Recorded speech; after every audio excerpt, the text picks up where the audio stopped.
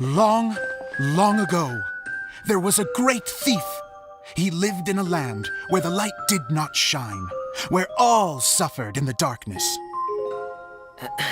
People call me? Sorry, Kaya. Directly into the microphone, please. Otherwise your voice'll, you know. Okay. They call me the Dagger Bandit, but no one sees that I rob the rich and give to the poor. Here in the dark, evildoers run rampant in the shadows, while the good, honest folk stumble blindly on, just trying to find a way through.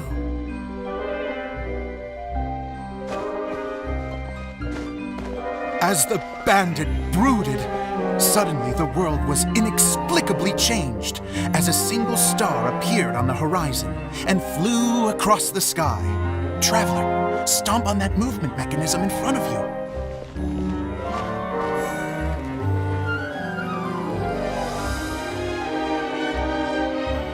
Light. A brief flash, yet enough to illuminate the world. If I can find the source of that light, I can shine it into the darkness, and the people will suffer in blindness no longer.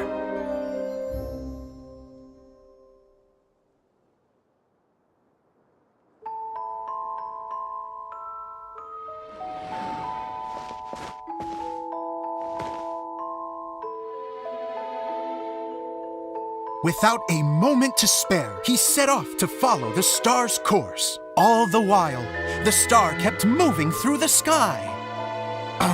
Traveler, the star kept moving through the sky.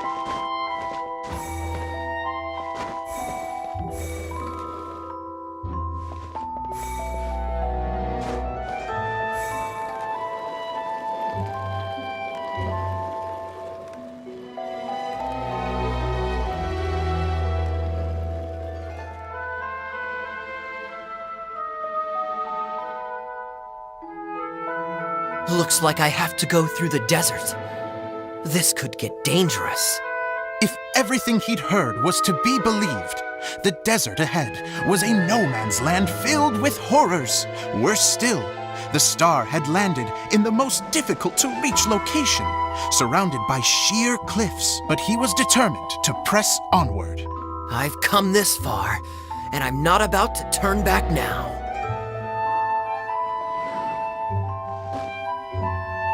The Dagger Bandit trekked deep into the desert wasteland. Yet when he finally arrived at his destination, he found not a fallen star, but a young girl, dressed in white. How strange. I'm positive this is where the star landed. Young lady, do you know where the light has gone?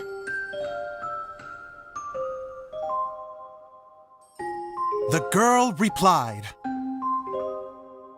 Traveler from afar, the light you seek is only a bottled flame. But the flame has now died, and its light is long gone. A bottled flame? Yes, it was a gift from another. And so, the girl began to tell the story of how the bottle came into her possession. The girl hailed from a kingdom that sat atop the waterfalls. But when the reigning dynasty fell and a new one seized power, she and her people fled for their lives. A thick fog began to fill the air as she made her way through the forest, and dense thickets tried to block her path. There is a mechanism down there that you can press to retract the thicket board below the stage.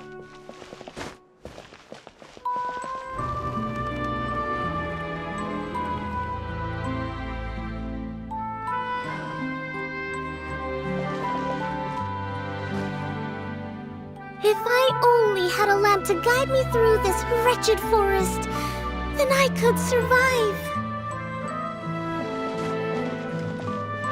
With scratches covering her arms and legs, the girl pressed through the pain and made her way forward. The road ahead was arduous, but she was determined to press onward. I've come this far, and I'm not about to turn back now.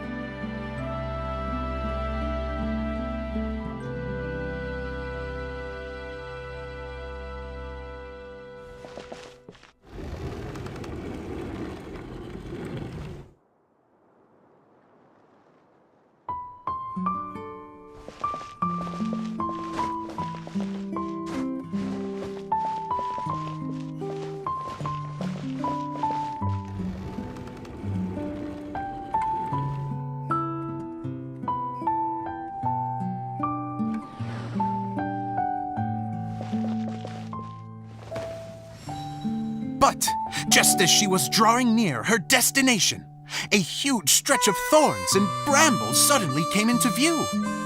Despair set in and began to weigh on her heart. If only someone could help me, I would give anything in return. The girl's heartfelt wish in her moment of desperation did not go unheard. Wait! There's no mechanism for the final thicket! Ugh, I must have forgotten to check those boards. According to the story, those thickets should be gone from the stage now, right? Yes, total oversight on my part. What a pain. I can help! Traveler! Catch!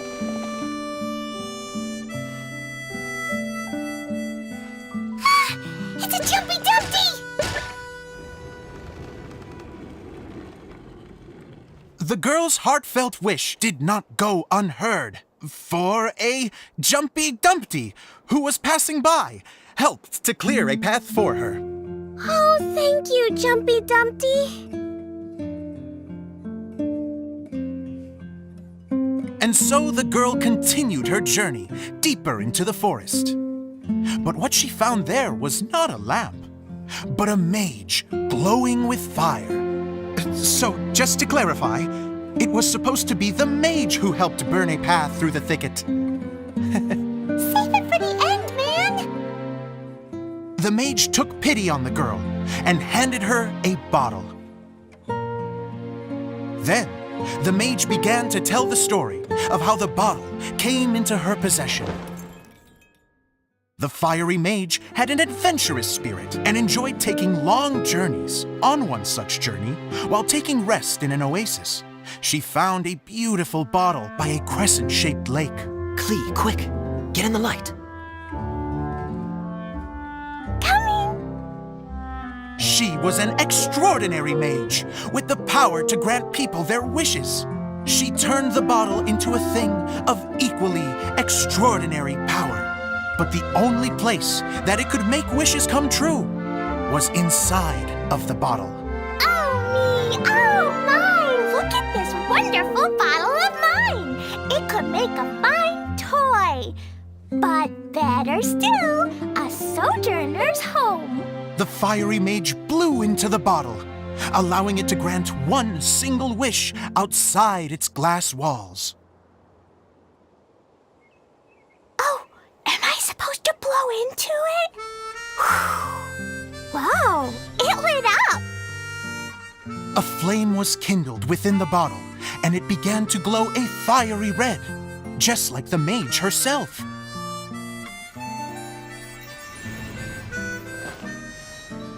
After the mage finished telling her story, she disappeared, leaving only the bottle behind. A magic bottle that can grant wishes. And I wish to leave this place and go somewhere where no one will ever find me again. And then, the bottle seemed to softly inquire.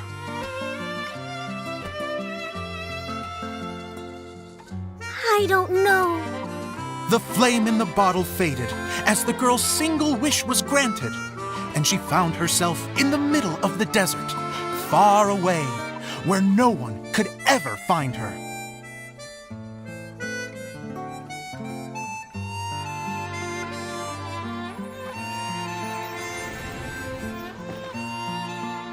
When the Dagger Bandit listened to her story, he sighed in disappointment that the flame with the power to grant wishes outside of the bottle had already died.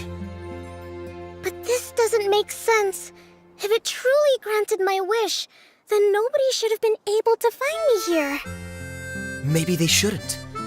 The desert is difficult and dangerous to navigate, but I was determined to make it, no matter what.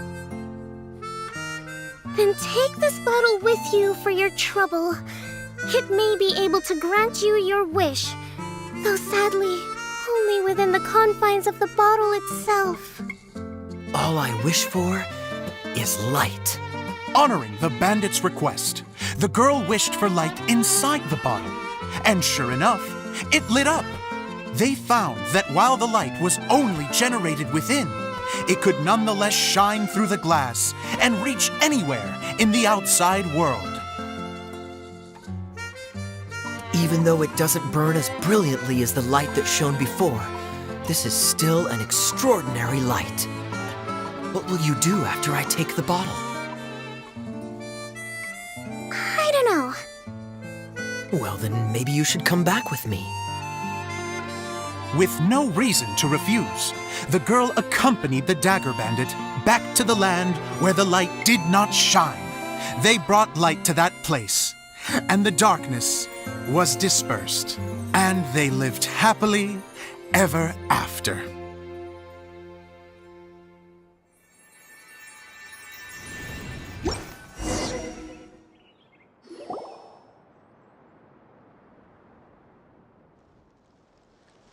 And we're done! Seems the show went pretty well.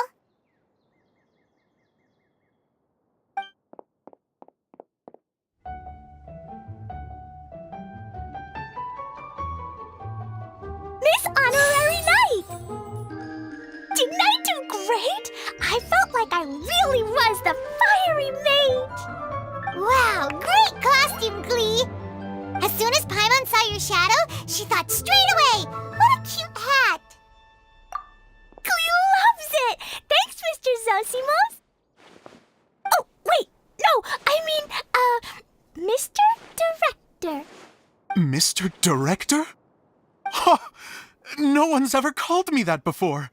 Thank you, my dear little mage. Thank you so much. Oh, I'm so happy. Miss Adia said that she tailored it a little bit so it would fit me, but you were the one who designed and made it. You're amazing. Yeah, that's amazing. And it sounds like Adia did a great job too. It was nothing really. Just one of those, oh no, whatever shall I wear to the ball moments. Sewing comes in handy at times like that. Sewing is an art in its own right. You're more talented than you give yourself credit for, Adia. Really? Oh, I'm just gonna go for a second. Please, chat amongst yourselves. She gets embarrassed so easily. She really can't handle being in the spotlight. Idia's a sensitive person and doesn't have a whole lot of self-confidence. I hope all the excitement hasn't brought her to tears. Oh, I'm a little worried. Don't worry. I'll go make sure she's okay. I'll see you all later. So, what did you all think of the play? Any thoughts? Huh? Uh-oh. Time to get serious. Now, are you sure you want to hear what we really think? Oh, absolutely! I had the courage to ask, didn't I? So, don't mince your words.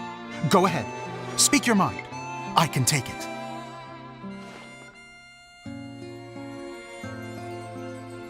Okay, Paimon will go first.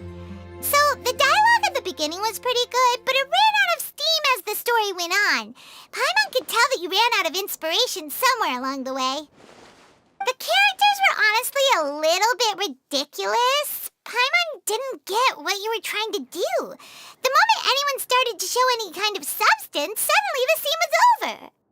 Yes, all very good points, Paimon. I would add that in its attempt to pay tribute to the series 1,000 Nights, all semblance of a coherent was sacrificed. Plus, I do have to penalize you for the issues with the props. Miss Adia, what are you doing back here? Oh, you know, I return like the tide when people start discussing something important. Huh. Especially when it has to do with criticizing my show. Mm-hmm. But there was one thing I liked about it. Just one, mind you. The story had a good ending. You think so? I thought I was letting him off lightly. Adia, could I borrow you for a moment? Oh, sure. Excuse me for a moment. Back to you, Paimon. Keep up the good criticism. Okay, in that case, Paimon did have one other complaint. Let's hear it. Taking criticism on the chin is all part of being a director. The ending was all wrong. The girl's motives were clear and simple the whole way through. It was kinda jarring when all she had to say was, I don't know. And doesn't anyone else find it weird how her whole community was on the run, but she was only looking out for herself the whole time?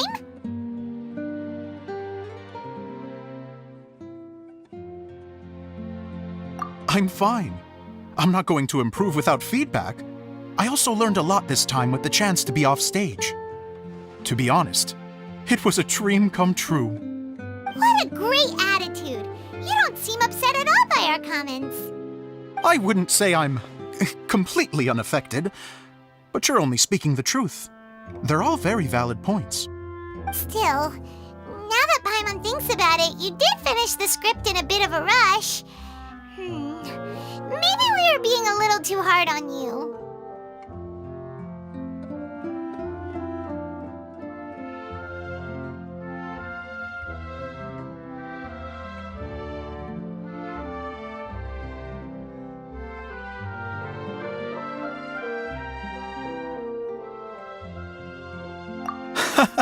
That's perfectly fine. Nothing is as important to me as my work on the stage. We all use our imaginations when we're kids, right? I used to play with dolls and my own cardboard cutouts by the light of an oil lamp.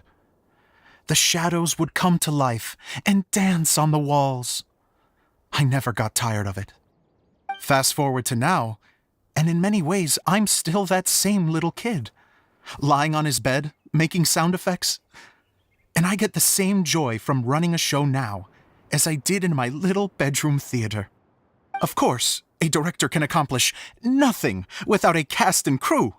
So on that note, I want you to all know that I am eternally grateful to each and every one of you. Hey, don't mention it. We had a blast. Okay, here, take this. Your component, as promised. It's the bottle from the show! The one that lit up when I blew into it. That's right. Can you guess the secret behind why it lights up? Oh, maybe there's an invisible fairy inside that opens its eyes when you blow into it. Bingo! You guessed it. That should do the trick. Oh, wait, this needs tightening up a little. Hold on, this will only take a second.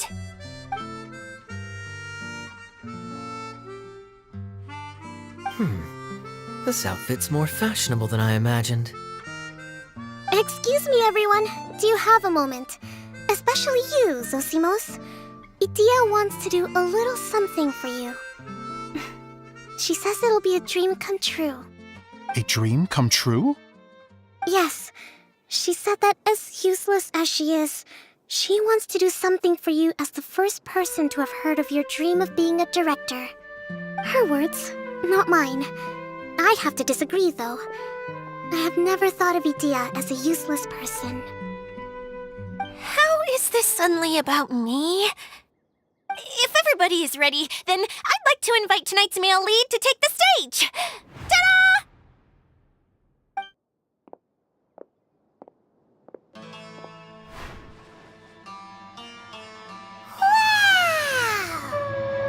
Cool! Kaya's turned into the real Dagger Bandit! How is me changing outfits supposed to make the director's day? It's just a prototype costume. Is he that easy to please? Don't be silly.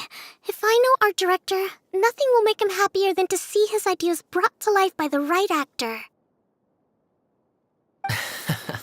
Well, then I'm happy to oblige. Who am I to argue with the star of the show? Zosimos drew up countless designs and made a few prototypes before landing on this one. It just needed some tailoring to fit properly, so I made a few stitches here and there. I hope the result isn't a disappointment. Oh, it's perfect. Idia, I'm so touched. Thank you all. You've made me happier than I ever thought I could be.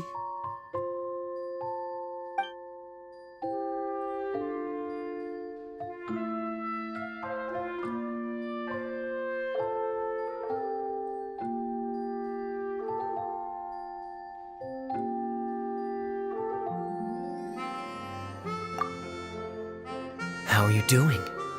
Recovered? Oh, I'm good. Thank you again, Edea. Oh, please, don't mention it. Well, now that we have the final component, it's time to say goodbye for now. Let's head to the core of the Veluria Mirage and get this place fixed up. Can I keep wearing my costume? Please do, by all means. Both of you can keep your costumes. It seems only fair. Yay! Kaya, keep wearing yours too. It looks amazing. I agree with our mage. I'm sure it's not every day you get to play such an unforgettable character. Sure. I think I can be a bandit for a little longer. Bye-bye, Mr. Director. Take care, my dear friends.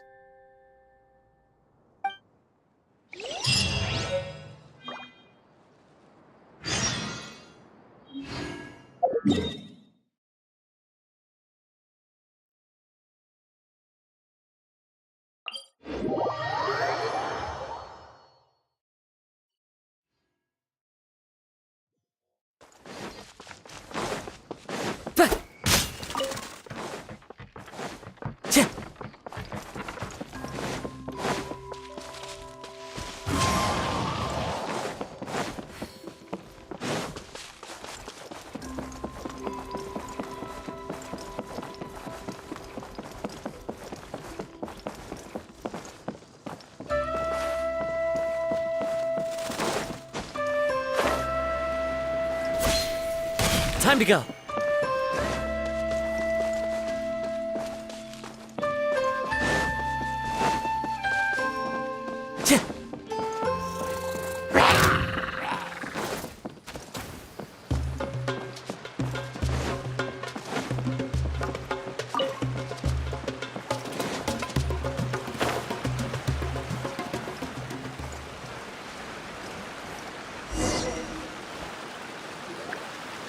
Oh, Eula and Kale! You got back before us!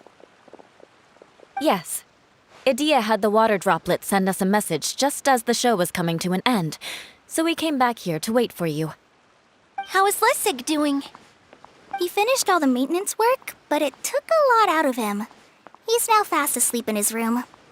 Oh, I feel a little guilty. Consider it his atonement. It's only fair that he had to do something constructive before being able to sleep soundly. Seriously, don't waste your concern on him. If you say so. Okay, without further ado, let's go and fix the domain. Isn't this where we first met Water Droplet? Correct. The core of the Veluria Mirage is the largest streaming projector of all, and this domain is one gigantic preprint. Whoa, so everything we've seen is created by this? That's incredible. So, to fix it, same process as usual, right? Do we need to use the preprint? Exactly. Well done. You catch on quick. It's hard to forget after doing it so many times now. Let's get going. This is the final step. Yay! Suddenly Paimon's really excited. The hub consists of these components. All you need to do is place them onto the foundation in the right shape. The right shape? But we've never seen what it looks like. Oh, don't worry about it. Close enough will do. As long as it can spin, it'll be fine. Should be fine. I think. If I remember correctly, I think there's supposed to be a small cog on the right-hand side. So maybe that's the candy box.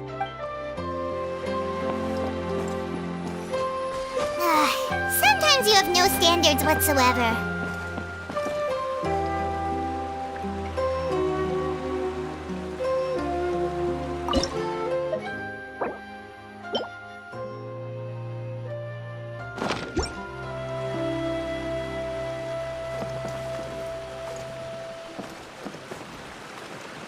What's making that shadow?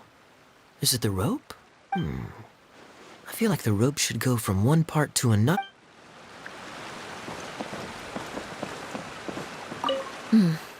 I guess it'll be time.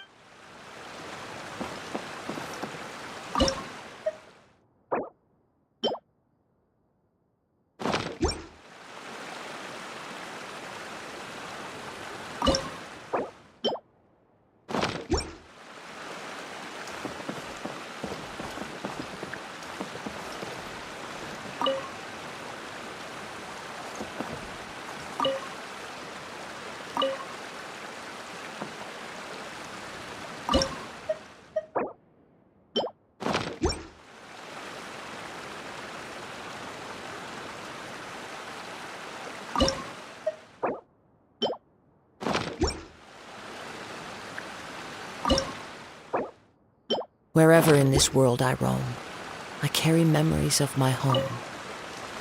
This blade, it is the last link I have to the land of my birth.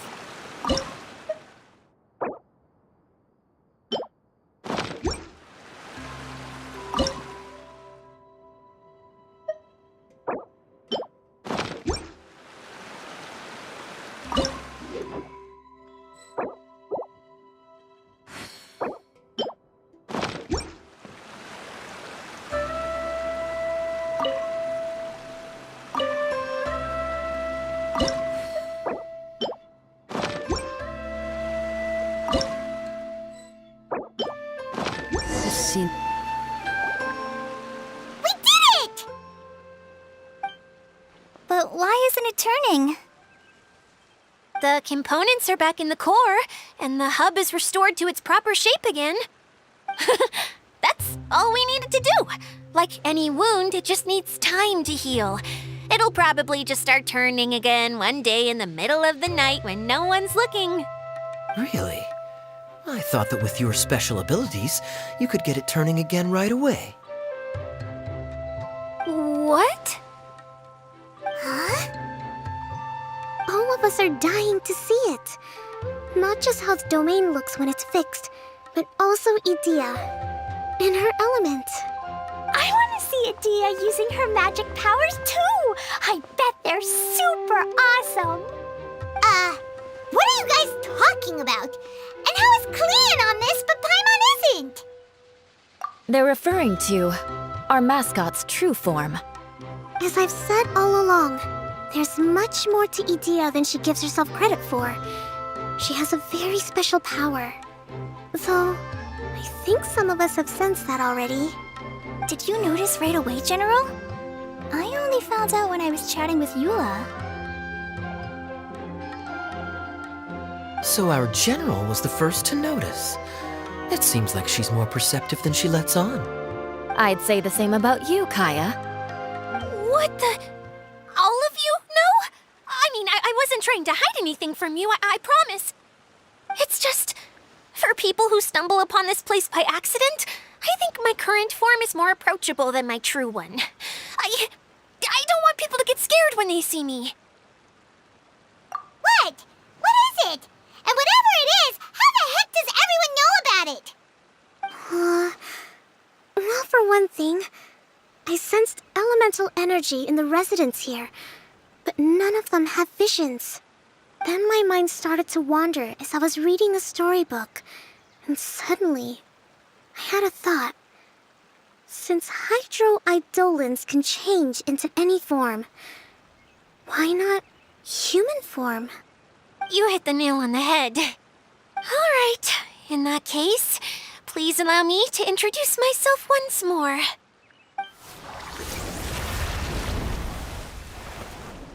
I am an Oceanid who was exiled here when the former Hydro Archon passed away.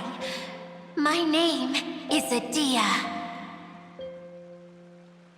Wow, Idea! You're so pretty! Now that I'm in my true form, I suddenly feel a little embarrassed talking to you all. You look stunning. You should be flaunting this look at every opportunity. Oh, come on, I'm too shy. Wait, so does this mean that all the people we met in here are actually... I'm guessing that the human counterparts to these Hydro alter egos are long gone. That's right. When they wanted to leave, I took them to the edge of the desert. The components are, in fact, gifts that they gave to me before they left.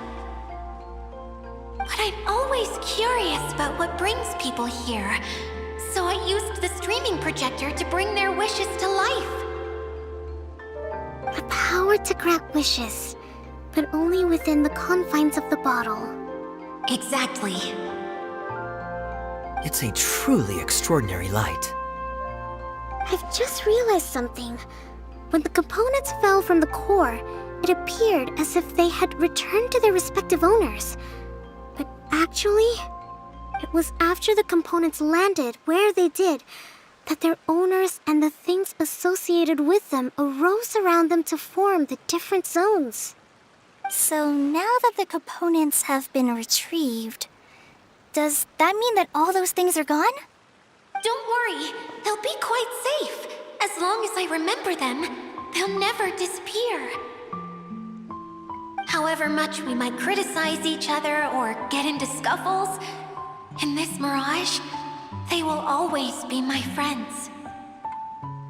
I had so much fun in the choo-choo cart and hanging out with Mr. Director.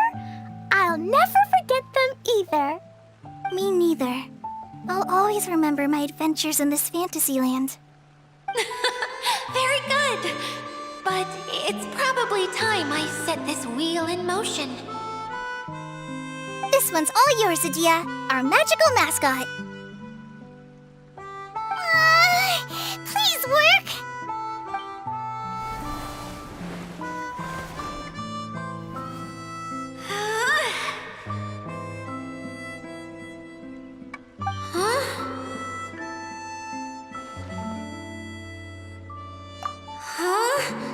That's strange. Nothing happened. Has it lost some power because of the incident? Oh, crumbs! Not now!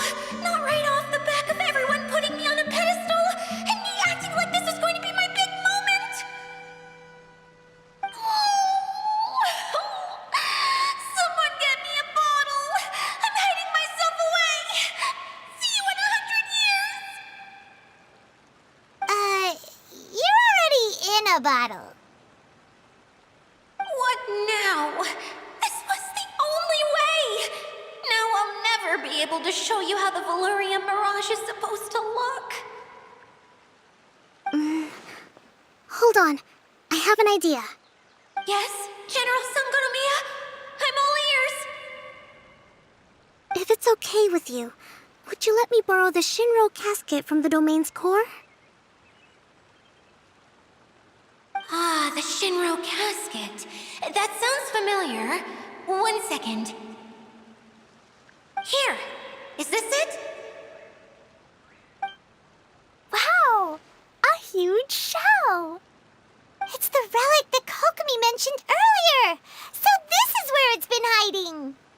It was once a ritual vessel used for making offerings in the Moon Shrine.